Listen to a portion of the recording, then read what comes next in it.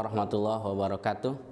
Innal hamdalillah nahmaduhu wa nasta'inuhu wa nastaghfiruh wa na'udzu billahi min syururi anfusina wa min sayyiati a'malina.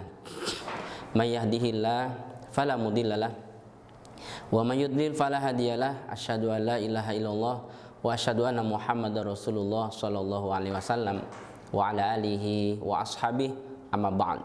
Saudaraku kaum muslimin yang semoga selalu mendapatkan rahmat dari Allah. Pada kesempatan kali ini saya akan membahas kandungan surat An-Nasr.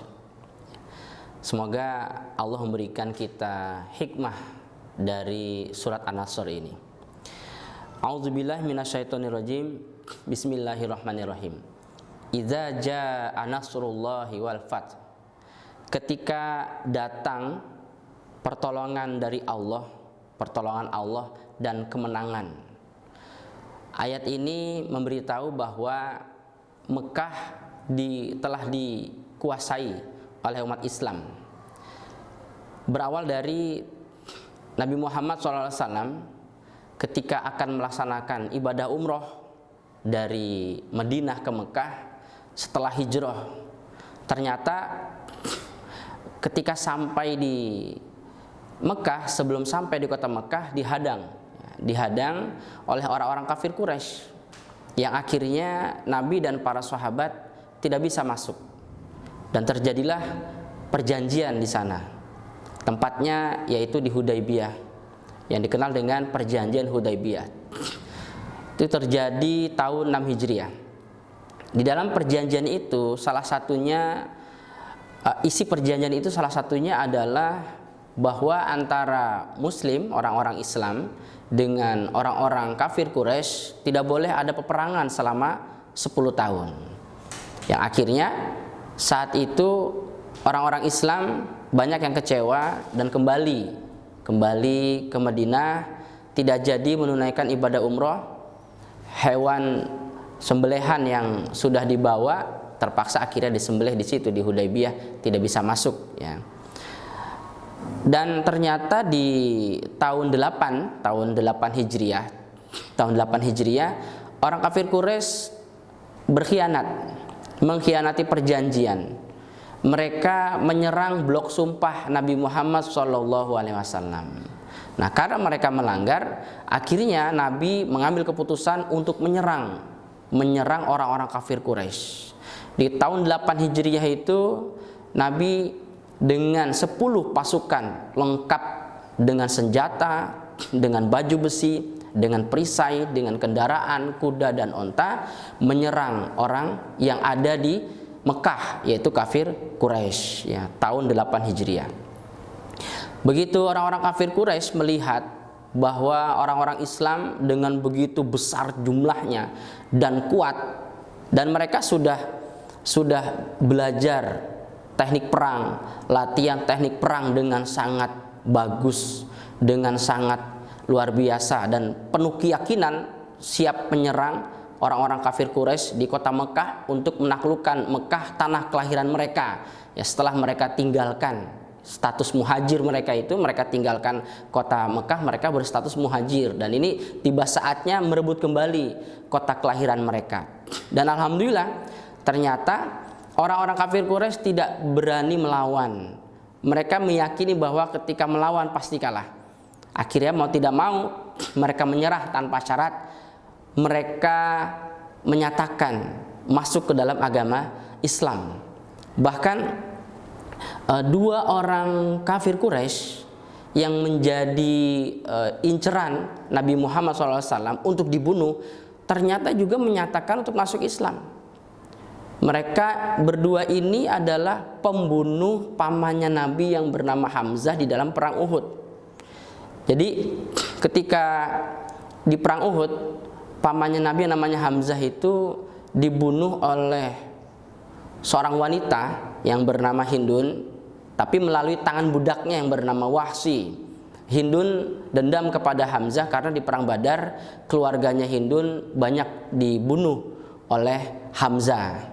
Nah, akhirnya di perang Uhud pamannya Nabi yang bernama Hamzah meninggal dunia, dan Nabi sangat kecewa dan sangat marah kepada Hindun serta Wahsy.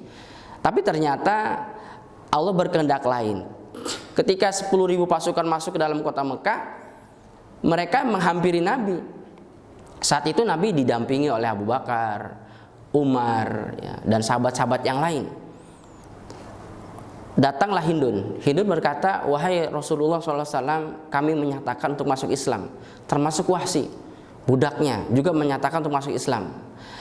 Nabi tidak menjawab saat itu karena Nabi berharap ya, teman-temannya, sahabatnya yaitu Abu Bakar, Umar itu langsung mengambil keputusan mencabut pedang dan membunuh mereka sebelum Nabi menerima Islamnya dua orang itu. Tapi Nabi diam itu para sahabat tidak tanggap. Mereka pikir juga memang Nabi belum mau menjawab, dan mereka tidak berpikir bahwa Nabi memberi kesempatan untuk bagi mereka untuk membunuh dua orang tersebut. Akhirnya Hindun mengulang kembali, wahai Rasul, kami menyatakan mau masuk Islam.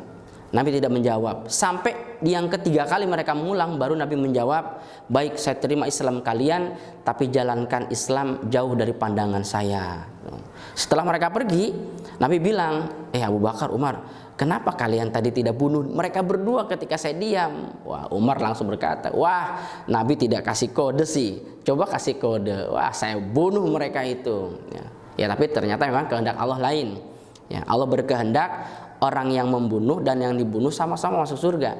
Karena ternyata Hindun dan Wahsy menjalankan Islam jauh dari pandangan Nabi, tapi menjadi orang Islam yang benar-benar taat. Dan bahkan mereka ikut perang dalam sabilillah, dalam peperangan-peperangan Islam selanjutnya, dan ternyata mati syahid. Mereka berdua mati syahid dan akhirnya mereka pun berdua masuk ke dalam surga. Ini suatu takdir Allah yang menakjubkan. Nah, di tahun 8 Hijriah itu Allah mengqadar bahwa orang-orang Islam bisa menguasai kota Mekah. Itu yang dinamakan pertolongan dari Allah dan kemenangan. Wa ra'aitan nasa yadkhuluna fi dinillahi afwaja.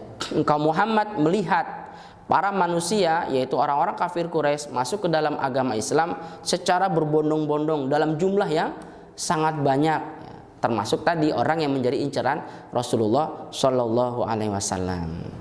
Fasabbih bihamdi rabbika wastaghfir. Maka Muhammad, mensucikanlah kamu dengan memuji Tuhanmu dan meminta ampunlah.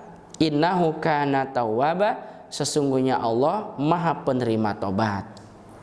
Di akhir ayat ini Allah memerintahkan kepada Nabi Muhammad agar memperbanyak mensucikan Allah, agar memperbanyak bertasbih, memperbanyak ibadah kepada Allah, dan memperbanyak minta ampun atas kesalahan-kesalahan yang dilakukan, baik itu oleh Nabi dan orang-orang iman, karena Allah Maha penerima tobat.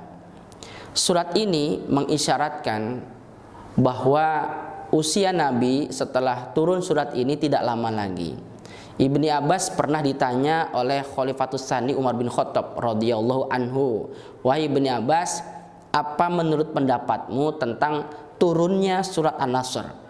Kata Ibni Abbas, itu adalah tanda ajalnya Nabi, bahwa ajalnya Nabi tidak lama lagi setelah turunnya surat itu. Pada sahabat-sahabat yang lain menafsirkannya beda. Dengan adanya turunnya surat An-Nasr, kata sahabat-sahabat yang lain, ini menandakan bahwa Islam akan menang dan semakin jaya.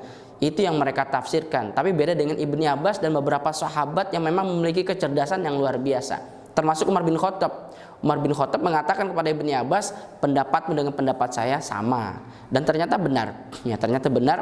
Tidak lama dari turunnya surat ini, Rasulullah SAW menghembuskan nafas yang terakhir. Dan di ayat yang 4 ini dipraktekkan oleh Nabi, yaitu setiap sholat setelah turun surat An-Nasr ini, Nabi ketika ruku dan sujud baca doanya adalah mempraktekkan ayat 3 ini, ya, ayat 3. Beliau ketika ruku dan sujud membaca doanya, subhanaka rabbana Allahumma subhanaka rabbana wa bihamdika Allahumma gfirli. Ya, subhanaka rabbana wa bihamdika Allahumma gfirli. Diulang-ulang oleh Nabi ketika ruku dan sujud sambil meresapi, sambil menikmati kemenangan, kejayaan Islam, ya, karena sudah banyak luka didapatkan oleh orang-orang Islam, dan ini tiba saatnya Allah berikan kemenangan pada orang-orang Islam. Dan alhamdulillah mulai saat itu akhirnya Mekah dikuasai oleh orang Islam dengan izin Allah, dan kemudian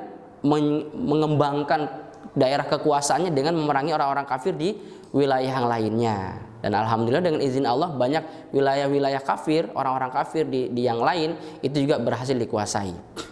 Saudaraku yang semoga dirahmati oleh Allah, dari surat ini itu bisa kita ambil hikmahnya bahwa dalam keadaan susah kita harus terus memuji Allah, harus terus mempersungguh dalam ibadah kepada Allah.